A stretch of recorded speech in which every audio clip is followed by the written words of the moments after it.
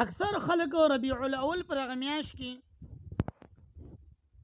ذکر د میلاد النبی صلی الله علیه وسلم دا کوي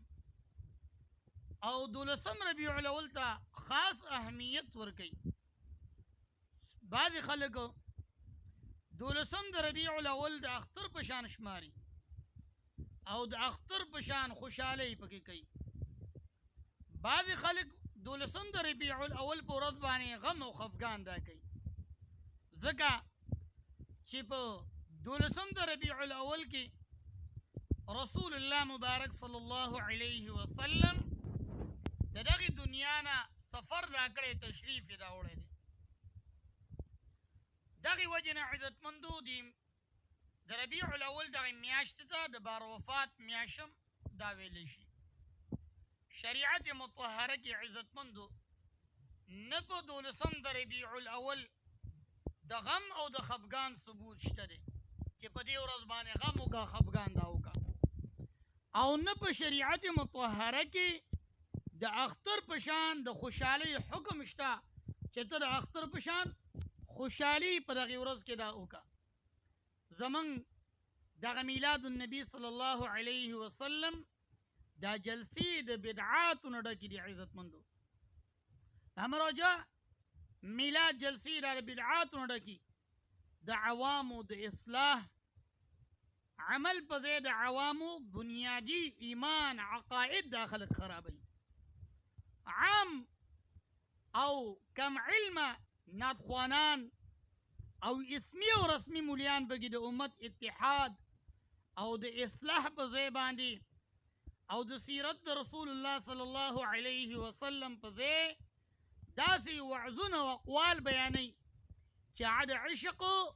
د رسول الله صلی الله علیه وسلم په نوم ګستاخي. رسول الله مبارک صلی الله علیه وسلم د امت اصلاح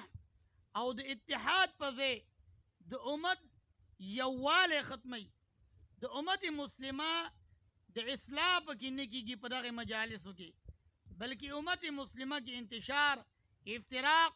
او د نفرت والا بیانونه دا خلک کوي او په دغه امت کې انتشار او افتراق او نفرت دا پیدا کېږي. نو عزتمندو کومه غونډه او جلسه کې چې د امت اتحاد دا ختمولی کېږي، هغې جلسو کې هیڅ خیر او برکت دا نشته دی، هغې ته تلل د سره نه دي پکار. دویمه خبره عزتمندو دا ده چې رسول الله صلی الله علیه وسلم پیدایش اگر چې د ربیع الاول په میاشت کې شوی دی، لیکن د پیدایش چې کوم مقصد رسول الله صلی الله علیه وسلم د هغې ظهورو 40 کاله پس دا شوی دی چې هغه اعلان د رسالت، اعلان د نبوت او دغه اعلان د نبوت او ولادت کمال دا ویل کېږي. عزتمندو دغه میلادونه چې کېږي او د اختر په شان خوشحالۍ مناویږي، نو دې کې عزتمندو خیر دا نشته، په دې کې چې کوم دی په شریعت مطهره کې د ثبوت دا نشته دی. داسې مجالسو نه عزتمندو ځان ساتل دا پکار دي. د میلاد النبی صلی الله علیه وسلم په شپه دغه شپه د خوشحالۍ باعث او د برکت ده، بالکل منو چې به کومه ورځ رسول الله مبارک پیدا شوی دغه ورځ باعث د اجر او ثواب ده، دغه شپه د برکت شپه ده. لیکن نن سبا چې کوم میلاد النبی صلی الله علیه وسلم خاص د ربیع الاول کې کېږي، پکې کوم بدعات او غیر اسلامی کارونه کېږي چې پکې دې کې کوم اختلاف تقریرونه کېږي او د اصلاح په ځای پکې فسادونه کېږي او بد عقیدې دعوت پکې د عشق د رسول صلی الله علیه وسلم په نوم ورکولی کېږي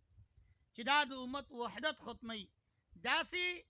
میلاد پرې خصل واجب دی عزتمندو چې انسان یې پرېږدي. او د علماء کرام د میلاد النبی صلی الله علیه وسلم په دغه میلاد النبی کې په دې باره کې ډېر زیات په دې کې رد کې ډېر زیات دلایل دي. نو لهذا عزتمندو هغه میلاد چې هغې کې شرکیات دا کېږي د هغې نه ځانونه ساتل پکار دي. غیر شرعي کارونه پکې کېږي د هغې نه ځانونه ساتل پکار دي. یو مجلس دی، سیرت رسول الله بیانیږي، نعتخواني کېږي، قرآن ویلی کېږي، کښېنه، باعث د اجر او ثواب دی دغه مجلس. هغه مجالسې، هغې جلسې، هغه جلوسونه چې په هغې کې شرکیات دا کېږي، په هغې کې هغه کارونه کېږي چې شریعت مطهره کې د هغې ثبوت نه وي. انبیاو نه دي کړي، صحابه کرامو انبیاو حکم نه دی کړی، صحابه کرامو نه دي کړي، تابعینو نه دي کړي، تبع تابعینو نه دي کړي، ائمه مجتهدین نه دي کړي. نو عزتمندو موږ او تاسو ولې داسې کارونه کوو؟ دغه مجالس دا ولې پرېښودل پکار دي؟ بعضې خلک عزتمندو د رسول الله صلی الله علیه وسلم په نوم باندې میلاد دا ولګوي او هغې دا عقیده لري چې دې مجلس کې میلاد کې جسد سره او کله کله په روح سره صرف رسول الله مبارک صلی الله علیه وسلم وایي دا موږ سره حاضریږي او جسدن شرکت دپاره ورته خاص ځای مقرر کړی. د دغې وجې نه رسول الله مبارک صلی الله علیه وسلم حاضر او ناظر عقیده هم لري. او کله چې محفل د میلاد په دوران کې اهل مجلس ته خلکو ته د ودرېدو اعلان هم وکړي، ورته وایي ودرېږئ چې د رسول الله صلی الله علیه وسلم په تعظیم کې ودرېږي، او چې څوک نه ودرېږي هغه ملامته کوي او ورته ګستاخ رسول صلی الله علیه وسلم وایي. دا ذکر عزتمندو علامه عبدالحی په خپله فتاوه کې تفصیلا دا ذکر کړی دی. که د ودرېدو دا حکم تعظیم د رسول الله صلی الله علیه وسلم د نوم مبارک د اغوستو په وجه نو د رسول الله صلی الله علیه وسلم د پاک نوم دپاره ودرېدل یا انحنا چرته ثابته نه ده، بلکې دا بدعت دی. او محسن انسانیت صلی الله علیه وسلم د نوم تعظیم دا دی چې ویونکي او اوریدونکي د په نامه د رسول الله مبارک سره درود و سلام دا ولیږي. دویم که چرته د ودرېدو تعظیم د ذکر د ولادت د وجې نه نو بیا ټول مجلس ابتدا نه د انتها پورې په ولاړه کول دا پکار دی. صرف لږ وخت د ودرېدو تعظیم نه دی پکار چې سړی لږ 20 منټه دا ودرېږي. بل عزتمندو که چرته دا ودرېدل د تعظیم د ذکر د ولادت د وجې نه نو بیا ټول مجلس د ابتدا نه والې د انتها پورې په ولاړه پکار دی. صرف لږ وخت ودرېدل دا تعظیم نه دی پکار ده چې پوره مجلس دا په ولاړه باندې تېر کړي. درېیمه خبره عزتمندو دا ده چې هیڅوک د دې قائل نه دي چې د رسول الله صلی الله علیه وسلم نوم اورېدلو سره او درود او ودرېدل پکار دي یا په نوم اورېدلو د رسول الله صلی الله علیه وسلم سره عزتمندو درود سلام حکم دی، د ودرېدلو حکم دا بالکل نشته دی. عزتمندو صحابه کرام تیر شوي دي، تابعین تیر شوي دي، تبع تابعین تیر شوي دي، ائمه مجتهدین تیر شوي دي، هغوی دغه شان میلادونه را نه دي کړي لکه را نن سبا چې خلک په کومه طریقه باندې کوي او په کوم طرز باندې کوي. د ټول نه اول خلیفه اول حضرت ابوبکر صدیق رضی الله تعالی عنه په دور کې دغه 12 ربیع الاول دا څو پیرې راغلی 2 پیرې راغلی دی، خو ابوبکر صاحب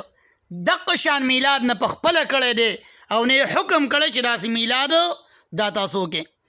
د حضرت عمر رضی الله تعالی عنه په دور کې 10 پیرې 12 ربیع الاول راغلی دی، عمر صاحب نه پخپله دغه شان میلاد کړی دی او نه د دغه شان د میلاد د کولو حکم دا کړی. د حضرت عثمان رضی الله تعالی عنه په دور کې 12 پیرې راغلی، دغه شان میلاد دغه شان جلسې جلوسونه نه خپله کړي دي او نه د کولو حکم دا کړی دی. د حضرت علی رضی الله تعالی عنه په زندګۍ کې په دور کې دا 12 ربیع الاول 15 پیرې راغلی دی، نه دغه شان جلسې جلوسونه په خپله کړي دي او نه د کولو حکم دا کړی دی. د حضرت حسن رضی الله تعالی عنه په دور کې 1 پیر راغلی، دغه شان جلسې جلوسونه نه خپله کړي دي او نه دغه شان جلسې جلوسونو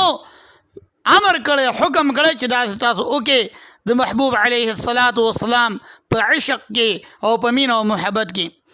د حضرت معاویه رضی الله تعالی عنه په دور کې 19 پیرې راغلی دی خو نه په خپل دغه شان جلسې جلوسونه کړي دي او نه دغه شان کولو امر او حکم دا کړی دی دغه شان عزتمند امام اعظم ابو حنیفه رحمت الله علیه د ده په زندګۍ کې درې کم 50 پیرې 40 پیرې دغه ورځ راغلی ده نه په خپل دغه شان جلسې جلوسونه کړي دغه شان میلاد یې کړی دی او نه د کولو امر او حکم دا کړی دی د حضرت امام مالک رحمت الله علیه په دور کې اتش پیته پیرې راغلی دی نه خپله کړی دغه شان جلسې جلوسونه نه د کولو امر او حکم چاته کړی دی د امام شافعي رحمه الله په زندګۍ کې 55 پیرې راغلی دی نه دغه شان جلسې جلوسونه خپله کړي دي نه امر کړی دی د حضرت امام احمد بن حنبل رحمه الله په دور کې 38 پیرې راغلی دی خو نه په خپل دغه شان جلسې جلوسونه کړي دي او نه امر کړی دی عزتمندو ډېرې پیرې مونږ یو کار دین ګڼو شریعت به ګڼو باعث اجر او ثواب به ګڼو خو به نه دیني نه به شریعتي او کم عمل چې مونږ او تاسو کوو په دین او شریعت کې نه موجود عزتمند مونږ او تاسو په اجر او ثواب دا نه ملاویږي د داسې قسم اعمالو نه مونږ او تاسو ځان وساتو عزتمندو دغه جلسې جلوسونه کول صرف په ربیع الاول کې دا د رسول الله مبارک شان کمول دي په کار دا دی چې مونږ او تاسو عشق مینه او محبت د خپل پیغمبر سره لرو کال 12 میاشتې مونږ د پیغمبر دغه جلسې جلوسونه کوو او دغه شان میلادونه کوو او دغه شان سیرت پروګرامونه مونږ او تاسو کوو دا بس صرف ربیع الاول سره خاص کړی دا او چې میاشت ربیع الاول راشي سیبه چې کوم دی چراغان ولګوئ او لارې کوڅې ښایسته کوي